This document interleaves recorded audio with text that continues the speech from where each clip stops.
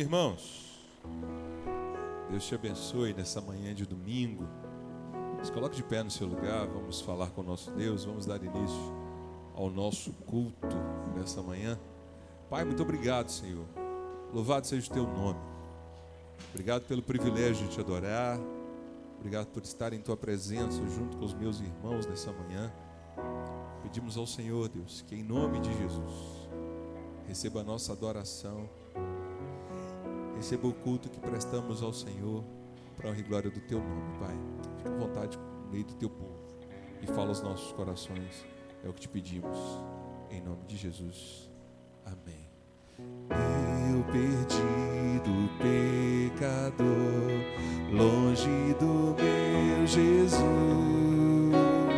já me achava sem vigor, a perecer sem luz.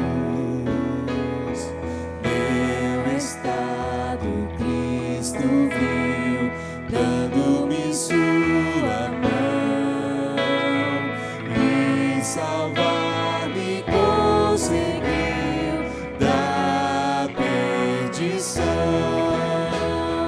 Cristo me amou e me livrou.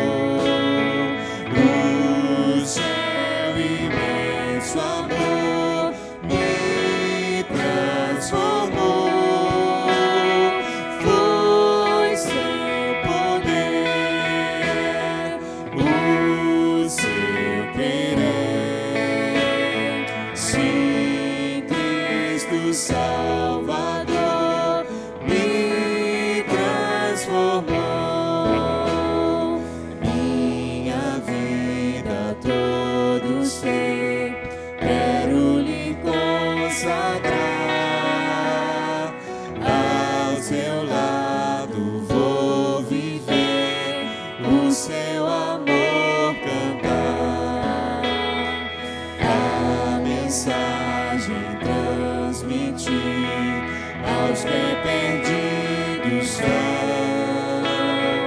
Venham todos já fruir a salvação.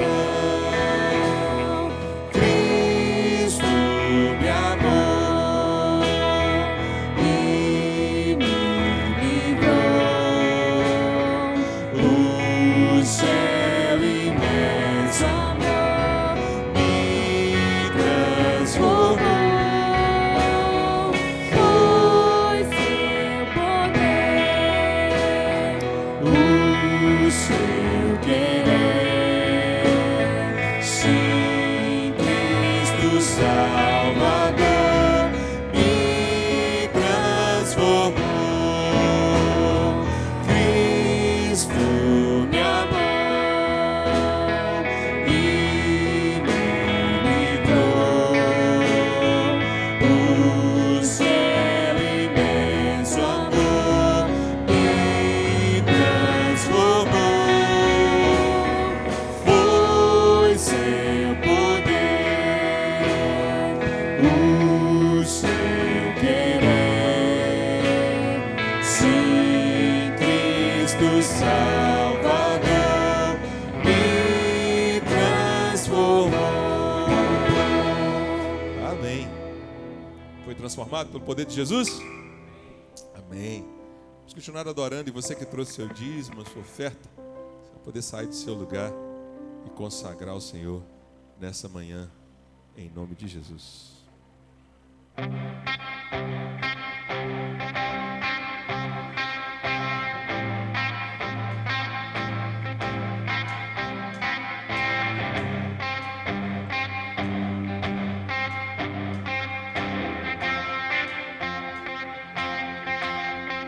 Eu olho para a cruz,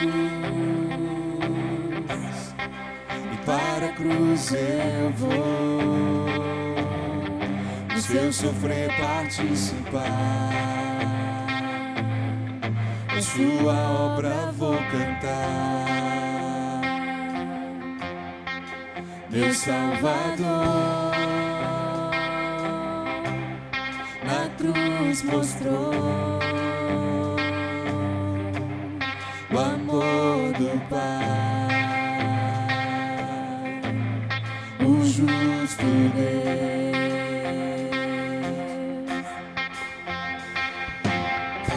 Pela cruz me chamou, gentilmente me atraiu e eu, sem palavras, me aproximo, quebrantado por seu amor.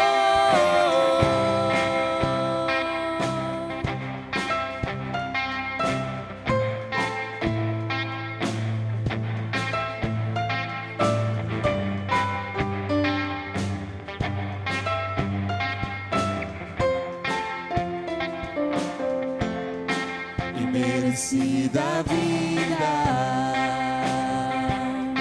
de graça recebi, por sua cruz, da morte me livrou, trouxe minha vida, e eu estava condenado.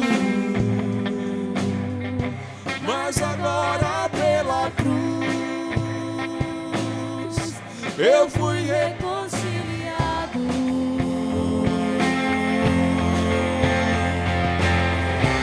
Pela cruz me chamou, gentilmente me atraiu e eu, sem palavras, me aproximo,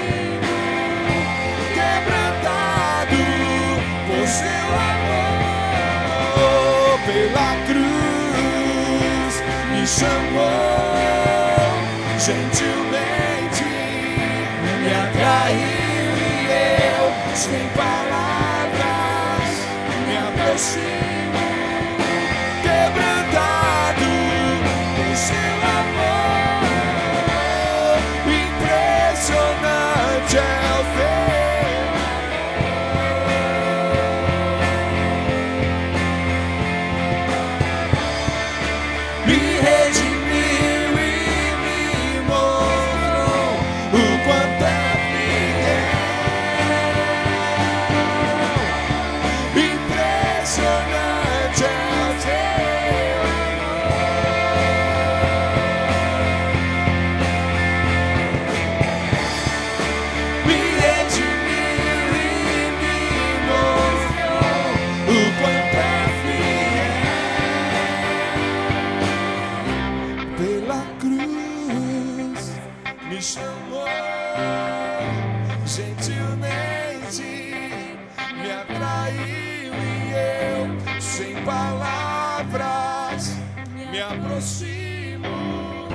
Quebrantado por teu amor. Pela cruz me chamou, gentilmente me atraiu e eu, sem palavras, me aproximo, quebrantado por seu amor.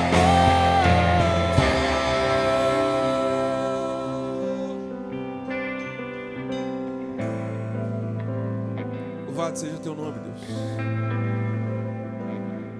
Obrigado, Deus, pelo privilégio que temos de adorar o Senhor nessa manhã. Obrigado porque o Senhor está aqui junto com a gente. Obrigado que o Senhor ministra aos nossos corações essa manhã sobre adorar o teu nome. Relacionamento junto contigo. Vida do Senhor em nossos corações. Tudo isso garantido pelo sacrifício de Jesus ali na cruz. Bendito seja o teu nome, Deus. Bendito seja o Senhor, Deus. Pela cruz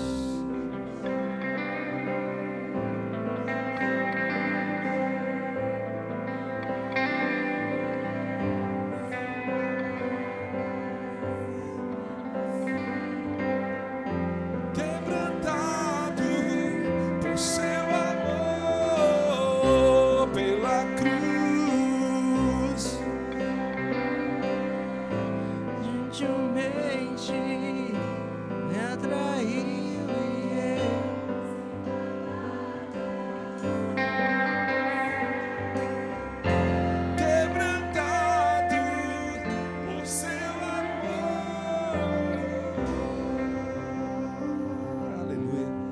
se sentar, querido, que Deus te abençoe.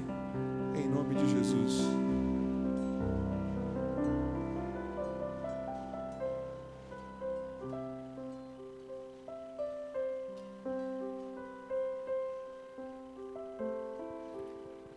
Louvado seja o Senhor Jesus por sua graça, bondade e misericórdia que nos alcançou, salvou as nossas vidas, nos transformando para o louvor do nome santo e bendito do Senhor Deus, o Todo-Poderoso. Semana passada nós começamos a compartilhar a respeito do conteúdo do meu culto e o que levar no momento de culto. E o texto base para a nossa reflexão é Romanos capítulo 12, verso 1 e verso 2, e aí você pode, por gentileza, abrir sua Bíblia novamente nesta carta do apóstolo Paulo à igreja em Roma.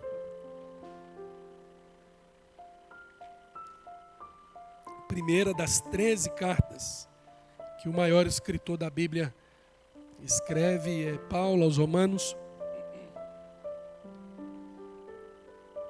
Pelo menos nessa ordem que nós temos aqui, obviamente. Capítulo 12, verso 1 e verso 2, a palavra do Senhor diz assim: portanto, irmãos, pelas misericórdias de Deus, peço que ofereçam o seu corpo como sacrifício vivo, santo e agradável a Deus. Este é o culto racional de vocês. E não vivam conforme os padrões deste mundo, mas deixem que Deus os transforme pela renovação da mente, para que possam experimentar qual é a boa, agradável e perfeita vontade de Deus. Pai, mais uma vez nós estamos diante da sua palavra, que é poder do Senhor para salvar todo aquele que nela crê. Também é ferramenta do Senhor para santificar a vida dos seus discípulos, da sua igreja. Por isso, Deus, fala conosco mais uma vez nesta manhã, por bondade e misericórdia, trata as nossas vidas, Deus, a fim de que, edificados pelo Senhor, bendigamos em todo tempo o nome poderoso do Senhor. É assim que oramos. Amém e amém. Muito bem, na semana passada, pela manhã, a gente compartilhou sobre o que levar no momento de culto. Paulo vai dizer que é preciso ser um culto que apresenta como um sacrifício vivo, santo e agradável a Deus, que é um culto racional. O que é um culto racional? É um culto apresentado ao Senhor a partir das Escrituras. Lá em cima, na nossa classe, a gente estava estudando a lição sobre as Escrituras. E é uma oportunidade da gente conhecer a Bíblia toda lá naquele tempo. Parece que é pouco tempo, que não dá, mas a gente tem uma dinâmica lá muito legal para a gente conhecer, por exemplo, os 66 livros da Bíblia e citá-los de cor. É fácil demais. Quando chega nos profetas menores, é bom escrever, senão a gente depois fica pensando qual mesmo que eu não citei ainda, né? Para lembrar qual que está faltando. Só esse. Mas o resto a gente consegue por causa das subdivisões das Escrituras, que vai nos ajudar a apresentar ao Senhor um culto racional a Ele. O que é um culto racional ao Senhor? É aquilo que está, viver aquilo que está descrito nas Escrituras. Muitas pessoas estão atrás de alguma coisa que Deus possa revelar ainda. No mínimo é preguiçoso, que não gosta de ler Bíblia, ou no mínimo é um incauto que acha que Deus ainda precisa revelar mais alguma coisa. Deus nos revela, obviamente, a partir da sua palavra. Outro dia eu vi um vídeo do moço pregando num culto, dizendo algumas coisas e tentando lembrar alguns nomes. Enquanto ele ia fazendo isso, ele dizia: estou entendendo, Jesus. Estou entendendo. Como se ele tivesse recebendo uma conversa de Jesus naquele instante. Isso é o que é um culto irracional. O pior é não ter bereanos sentados na plateia. Porque enquanto ele ia falando isso, o povo ia dando glória a Deus, como se o povo estivesse acreditando que aquilo de fato estava acontecendo mesmo. Ele só estava puxando da memória dele aquilo que ele tinha visto na página do site da igreja, que tinha o nome da pessoa, e que tinha o nome, etc, etc. E aí ele vai percebendo as confusões. Mas cada ovelha tem um pastor que merece, cada igreja tem um líder que merece. Eu acho que tanto pastor quanto igreja precisa entender a respeito de um culto racional ao Senhor. E pensando que o culto não é apenas esse momento que nós nos encontramos aqui, no ajuntamento da igreja do Senhor, para celebração no conjunto, a minha vida precisa ser uma vida racional lá fora, que exalta e bendiz o Senhor em todas as circunstâncias que eu estiver vivendo. Então, o que eu levo para o culto, né? O apóstolo Paulo vai dizer a respeito disso, né? E o próprio Cristo também, quando ele vai dizer, se alguém quiser vir a mim para me prestar um culto, você vai ter que renunciar a tantas coisas no contexto da vida, a fim de que você preste para o Senhor o seu culto a Ele. E no culto que você vai prestar ao Senhor, entenda isso, você precisa de apresentar ao Senhor o seu melhor. O seu melhor pode ser moedinhas de prata, 3 moedinhas, 2 moedinhas, 1 moedinha. Mas se for o seu melhor, puxa vida, você logrou êxito em cultuar racionalmente ao Senhor. Enquanto que tinha pessoas que estavam naquele momento lá, entregando mundos e fundos, e Jesus dizendo, eu não estou recebendo a adoração dessas pessoas, porque elas não estão apresentando o melhor delas ao Senhor. Ananias e Safira, por exemplo, morreram porque não apresentaram o melhor ao Senhor. E o melhor não significava nem dar aquilo que eles tinham dado, porque ninguém tinha pedido para eles darem aquilo que eles tinham dado. Aliás, ninguém os obrigava a dar o que eles tinham dado.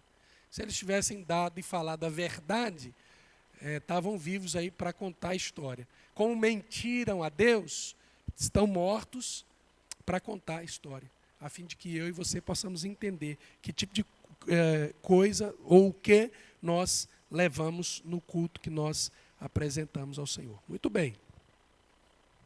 O ponto que ficou faltando é o que eu levo do culto ao Senhor. Você veio aqui, apresentou o culto, no ajuntamento da igreja, o culto acabou, você foi embora. E o que você leva? Tem muita gente que não leva nada.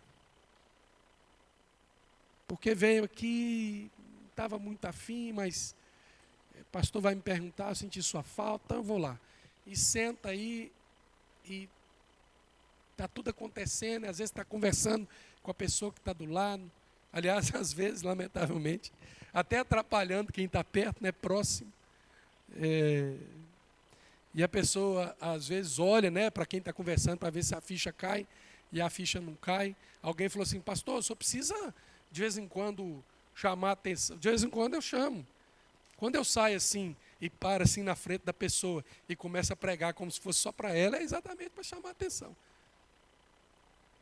Vocês acham que eu devo fazer isso mais lá para o fundo também? Eu posso até fazer. O pastor Nilson Fanini pregava lá na PIB do Rio. Sabe que eu fui pastor na PIB do Rio também, né? Então lá só dá esses caras, Nilson, Wilson. Fui seminarista lá na PIB do Rio. Já fiquei no púlpito lá do pastor Fausto Vasconcelos, rapaz, pensa. Sabe o que significa? Nada. Então, aí o Nilson fazia assim. Tem galeria assim em cima da igreja. Quem gosta de ficar na galeria? Leide, você sabe, hein? Os adolescentes. E adivinha o que eles fazem lá? Aí ele está pregando, meus irmãos, o que eu levo do culto ao Senhor e ele viu o adolescente conversando, a igreja lotada, ele parava de pregar. Aí ficava até com vergonha de olhar para o pastor, porque ele estava olhando para quem estava conversando, esperando parar de conversar. Então, às vezes a gente não leva nada do culto, exatamente porque tem uma secla sentado perto da gente. Se não é a secla o tempo todo, é pelo menos naquele momento. Sabe o que é a secla, não? É o enviado do Satanás para atrapalhar o que Deus quer falar no meu coração. Quando Paulo fala de um culto racional, é com um propósito, é de absorver qual é a boa, agradável e perfeita vontade de Deus. Há uma vontade de Deus estabelecida para a sua vida. Como é que eu posso saber? É pela palavra do Senhor é que eu vou saber. Sabe quando Deus ia cravar a palavra dele, aquela específica no coração da pessoa? A que está sentado do lado dá um comichão e ela fala assim, deixa eu passar aí. E Deus não conseguiu cravar no coração da pessoa porque a atenção dela foi tirada. Você já pensou nisso? Sabe quando Deus ia tocar no âmago do coração da pessoa para que ela pudesse tomar a decisão por Cristo? Você deu sede.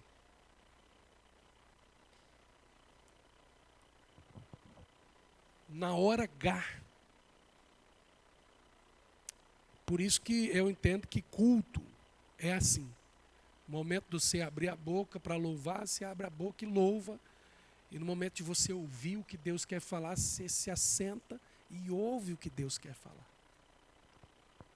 Você foca, fala, pastor, mas me atrapalha muito. Uma criança se movimentando. Eu falei assim, não, uma criança não atrapalha, não. Se você estiver focado, não atrapalha, não. Quando ela está muito a mais, aí o pai percebe, a mãe, e eles dão um passeio com ela lá fora, dão uma aguinha e volta.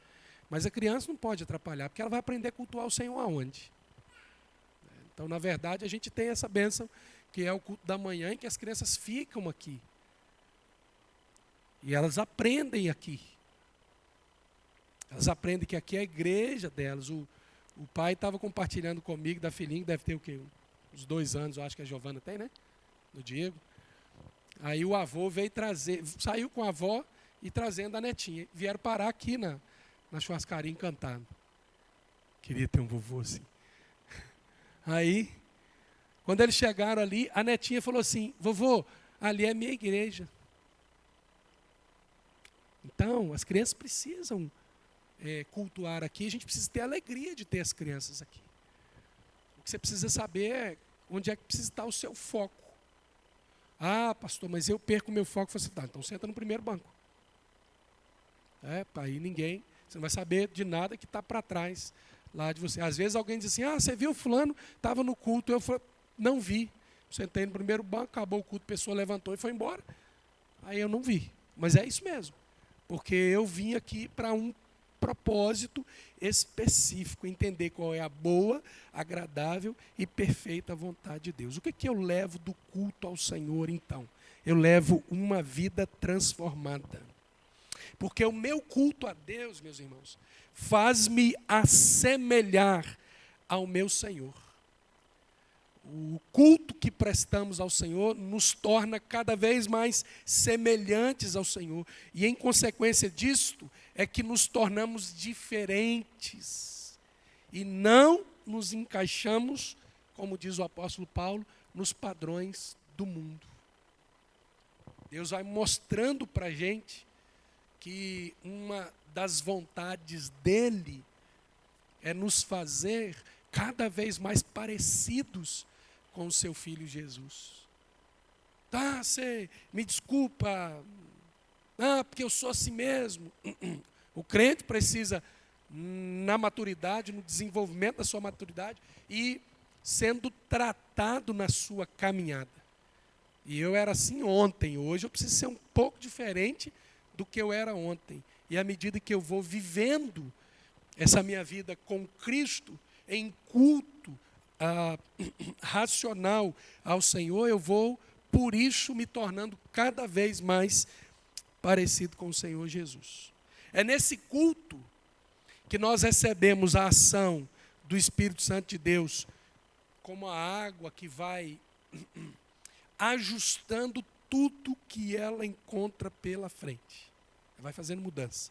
Rompe rochas, destrói fortalezas, corta montanhas. O Espírito Santo é assim. Ele age nas nossas vidas e vai tratando conosco, vai nos formatando. E quando a gente sai desse momento de adoração ao Senhor, e adoração ao Senhor não é só quando a gente canta, mas é também quando a gente absorve a palavra e permite que a palavra, como a água, transforme as nossas vidas, a gente vai ter contato com os problemas cotidianos lá fora e a gente não vai se conformar com isto, porque a nossa vida foi transformada. Paulo está dizendo isso, a transformação pela renovação da mente. O que é que renova a nossa mente? É a palavra do Senhor. Vai nos renovar para fazer o que conosco?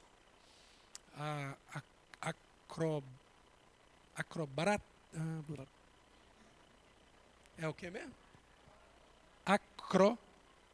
Acrobatas. Acrobatas é pironotécnicos, pirotecnia, pirotécnicos, isso. O que vai fazer conosco? Vai fazer-nos entender o Senhor Jesus e como eu devo viver a minha vida em conformidade com a vontade de Jesus para comigo. Essa minha vida transformada que me faz diferente, que me faz responsável pelas minhas ações. Se eu tenho dificuldade em, por exemplo, pedir perdão, eu preciso então trabalhar para que eu não erre, gerando necessidade de pedir perdão. Tudo isso que eu estou falando é simples? Uma água, um rio, ele bate numa montanha e abre ela ao meio imediatamente? Isso leva, às vezes, anos ou milhares de anos. Em alguns casos, algumas coisas nas nossas vidas vão ser transformadas com o tempo. Em outros casos, ou em outras pessoas, é mais rápido, é mais ágil. Mas fato é, a gente sempre diz isso, todas as vezes que aqui estou, daqui eu preciso sair com um ponto de transformação diferente, ou alguma coisa que o Senhor Deus começou a mudar na minha vida, e isso vai sendo adiantado, até o dia em que dizer assim, olha, eu era desse jeito, agora não sou mais, porque Cristo mudou a minha vida. Uma outra coisa que é gerado em nós é a indignação diante do pecado. Um culto verdadeiro a Deus vai nos levar a não nos conformarmos com o pecado. E aí, meus irmãos, esse ponto é um ponto em questão.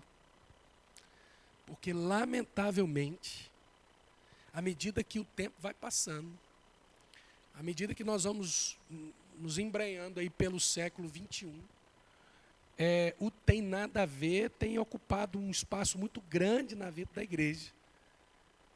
E o que nós reputávamos como pecado antigamente, tem muita gente começando a abraçar de forma apavorante.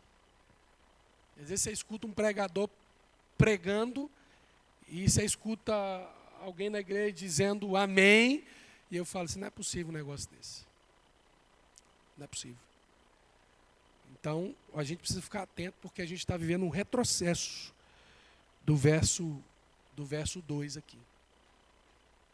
A renovação não é da mente pelo poder da palavra, é a renovação da mente pela vontade humana. De achar, por exemplo, que se for amor, não importa de onde que vem, é tudo bem-vindo, porque Deus é amor e essas coisas todas. Mas a gente precisa, ao prestar um culto verdadeiro ao Senhor, mostrar a nossa indignação diante do pecado. Veja bem, a gente até cantou, quarta-feira a gente cantou isso.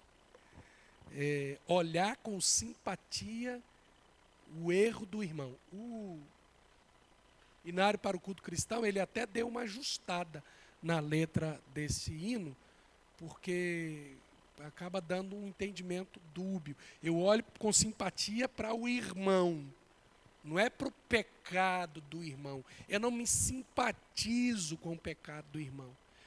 Eu me simpatizo com o irmão e preciso mostrar para ele que aquilo que ele está fazendo ou vivendo não celebra ao Senhor, não bendiz ao Senhor, pautado pelas Escrituras que não foram reescritas. Tem gente reescrevendo as Escrituras e aí não dá para olhar para a Bíblia a partir da Bíblia que ele está reescrevendo. Não dá para ser assim. Então eu olho para as Escrituras e vou pautar a minha vida e até do meu irmão pelas Escrituras. A gente precisa achar absurdo o pecado. O que as pessoas acham que é normal, pela palavra, a gente precisa ainda continuar achando que é anormal, que é pecado. Porque diante de Deus todo pecado é condenável.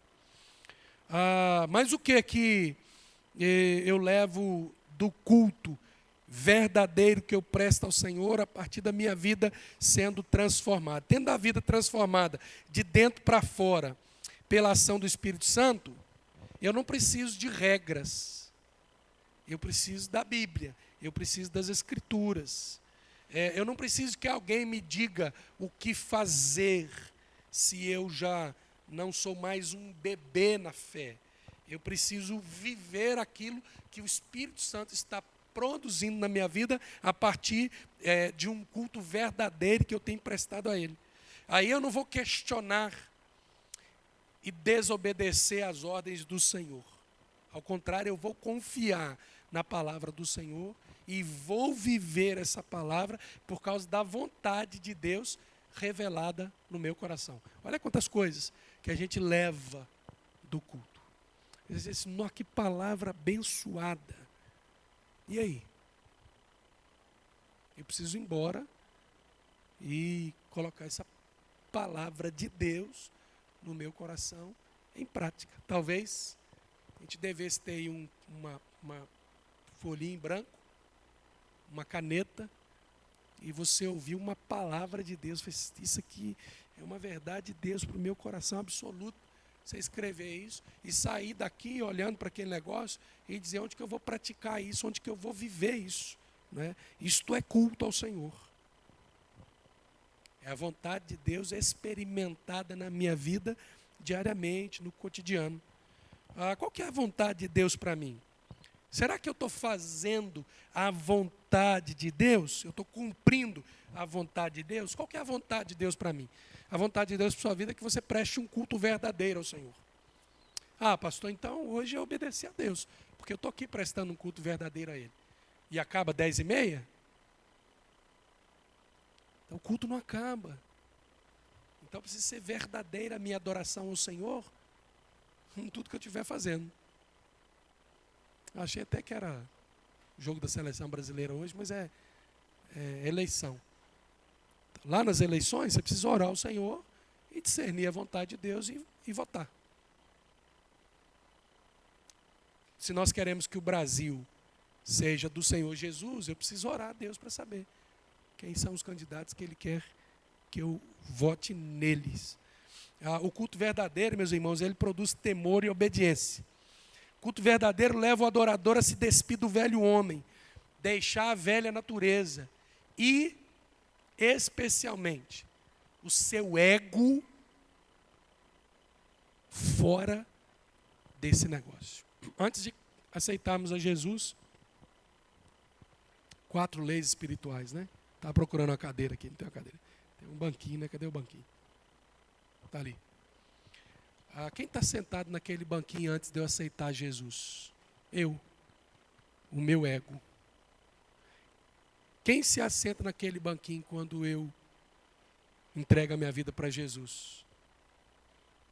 Deveria ser o Senhor Jesus. Uma verdade aí para o seu coração. Vá pensando nisso. Jesus está sentado na cadeira toda, só Ele sozinho? Ou Ele está sentado na metade e eu estou sentado na outra metade? Quando nós fazemos o que manda o nosso nariz, a nossa cerviz, Jesus está sentado na metade ou nem está sentado. Está ali do lado. Eu vi um teatro. Onde que foi que eu vi, hein? Eu estava lá. Quando eles voltaram. Sim, lá na PIB Selfie. Isso mesmo, a gente foi lá. O teatro era exatamente simples assim. Tinha uma cadeira e aí a menina aceitou Jesus. Falou, não, beleza, pode sentar aqui, Senhor. Senta no lugar do governo da minha vida. Meu ego não manda mais. Mas aí chegava uma má influência e não vou fazer isso, vou fazer aquilo outro. Ela olhava assim e tal, para tomar a decisão, ela precisava sentar de volta na cadeira. E a decisão era contrária à vontade de Deus para a minha vida. O que ela fazia então? Ela dava um empurrão no Jesus, que era um rapaz, e saía catando cavaco para lá, e ela sentava e falava assim, então vamos mesmo. Não vou para o culto hoje não, vamos para o cinema. Não vou para o culto hoje não, vamos para o Parque Ipanema. Enfim, vou para o culto hoje não, vou dormir. Vamos para o teatro, é isso mesmo. Aí todas as vezes Jesus, aí depois que o amiguinho saía de cena, Jesus olhava para ela e falava, Jesus, você me perdoa, senta aqui de novo. Aí vinha uma outra tentação. E essa é a ideia. E aliás, o maior inimigo da nossa jornada com Cristo, e eu falava isso com a turma lá em cima, é o nosso orgulho, é o nosso ego. O maior inimigo do pedido de perdão quando você erra é o quê? É o orgulho. Nossa vida, mas é sério, pastor? Que eu tenho que ir lá no João e falar, seu João, eu errei com você quando eu fiz aquilo, outro, queria que você me perdoasse. É sério? Não posso só chegar perto do João, igual o gato, né, que a gente falou outro dia, e só dar uma esbarrada assim, e falar, ei, João, como é que tá? Que é isso, hein? O cabuloso voltou mesmo, hein? Só não basta? Deixa eu dizer um negócio para você de novo. Pedir de perdão precisa ser expresso. Vou levar um presente para ele, já está bom? Não está bom. Porque, na verdade, é quando a gente assume a braba de ir lá e abrir a boca e pedir perdão, que a gente está destronando o orgulho do nosso coração e a gente está entronizando um culto verdadeiro e agradável ao Senhor. O culto verdadeiro precisa produzir temor e obediência na minha vida. O culto verdadeiro precisa levar o adorador a se despir do velho homem, deixar a velha natureza, o ego, o orgulho e permitir que Jesus Cristo seja entronizado no governo da nossa vida. Isso tudo vai resultar numa bênção. Qual é a bênção? Nós seremos bênção aonde nós estivermos. E isso precisa acontecer na minha vida. E se não acontecer na minha vida, viu, Marcelo, vai acontecer na vida de uma outra pessoa, de um outro crente. Porque isso é uma promessa de Deus a Abraão lá atrás. Aonde é que a promessa que Deus fez a Abraão se cumpre? Aonde, irmãos? Em mim e em você. Ser tu uma grande bênção. E ele vai ser uma grande bênção para todas as famílias de toda a face da terra. Como? Na pessoa de Jesus que vai lá e me salva e salva você. E nós nos tornamos uma grande bênção nas mãos do Senhor Jesus para outras pessoas quando nós somos obedientes ao Senhor. O conteúdo do meu culto é visto no resultado de uma vida prática. Aquilo que eu estou vivendo com Deus, da minha experiência com Deus.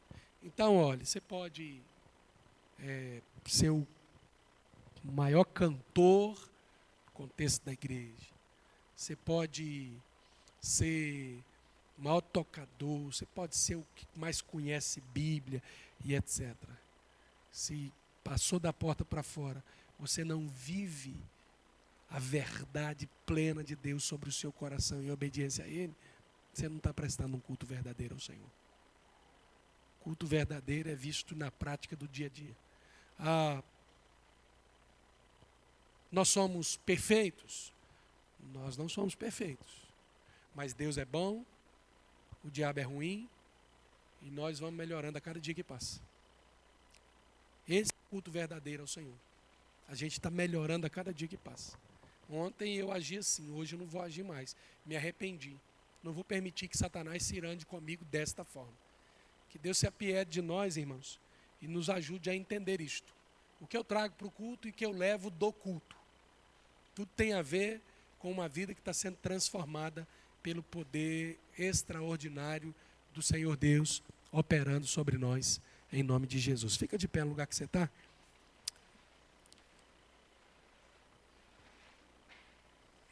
Nós vamos orar ao Senhor e vamos aproveitar para colocar a nossa nação diante do altar do nosso Deus. Muitas pessoas estão envolvidas aí com o trabalho das eleições, gente que é mesário, que é fiscal, que é chefe, enfim. E pedir que Deus tenha misericórdia de nós, que as eleições em todo o Brasil transcorra debaixo da paz do Senhor Deus.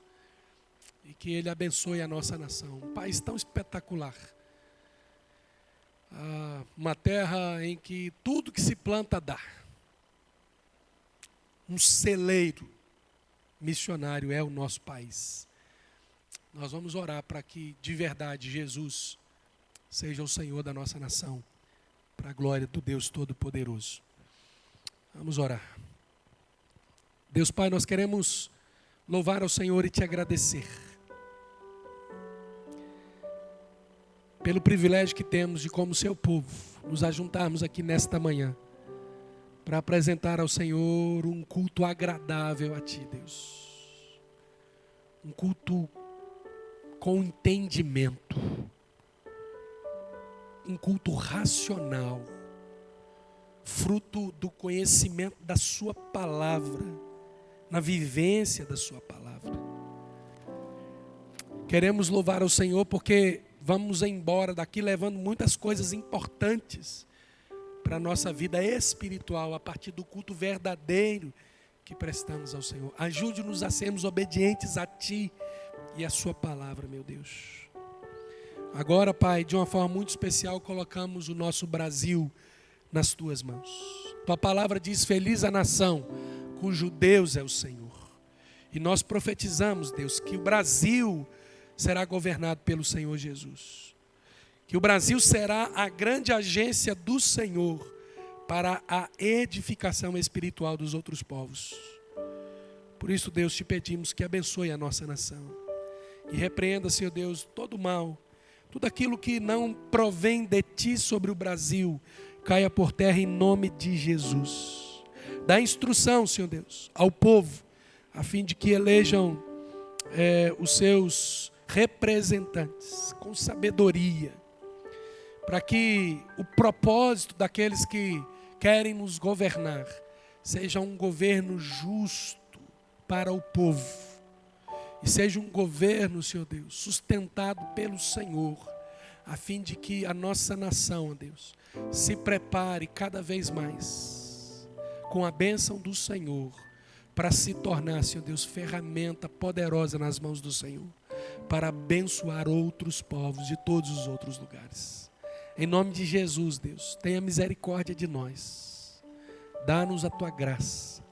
Cumpra o Seu querer bendito sobre o nosso país.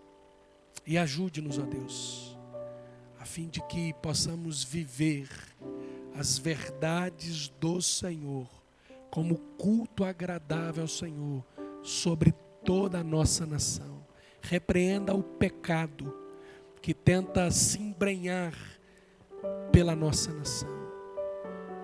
Que ele seja repreendido e que o nome poderoso do Senhor prevaleça sobre os quatro cantos do nosso Brasil.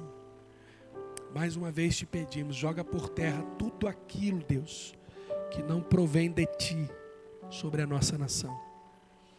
Abençoa-nos no restante deste dia. Sustenta-nos na caminhada. Quando logo mais à noite, Deus, celebraremos ao Senhor com cânticos, com a ceia do Senhor, com a Sua palavra, Deus, ministrada. Nós te pedimos que seja uma oportunidade excelente para a salvação de pessoas. Por isso, tu usa a Tua igreja para trazer para o culto, Deus, pessoas que precisam ser tocadas pela sua palavra. Nós pedimos isto agradecidos pelo teu favor para conosco. Pai, dê ainda a bênção do Senhor sobre as famílias enlutadas, ó Deus. Que o teu Espírito Santo traga o conforto que as famílias enlutadas precisam. Dê ainda o bálsamo curador do Senhor, Senhor Deus, sobre os enfermos.